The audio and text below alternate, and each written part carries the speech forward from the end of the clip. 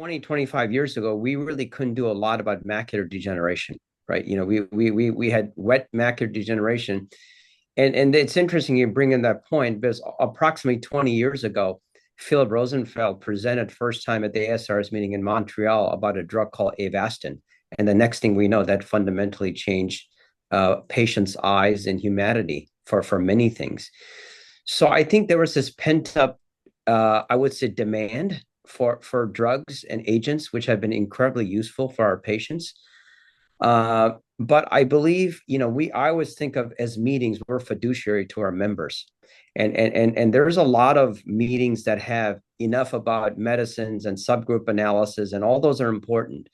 But another thing we've heard from our members is they want to learn about new surgical techniques and new ideas. So I think the pendulum swung in the medical way because we didn't really have anything, Peter, before, right? We had a few things, but we didn't really have much before. So I can't speak for other meetings or societies, and I'm members of all the other ones.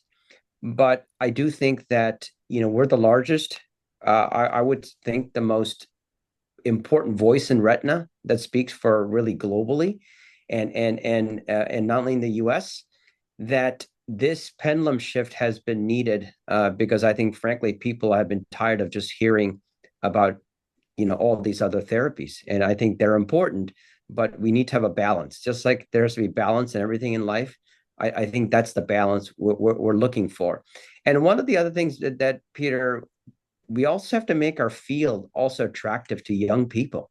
And young people are fascinated with retinal detachment repair and all the surgical advances now. If we talk about gene therapy, subretinal gene therapy, now with the world being more myopic, there's going to be even more and more surgical approaches that we're going to be using. So injections and anti-VEGF and all these therapies are a big part of our lives, but I just want to make and emphasize they're not the only part of our lives.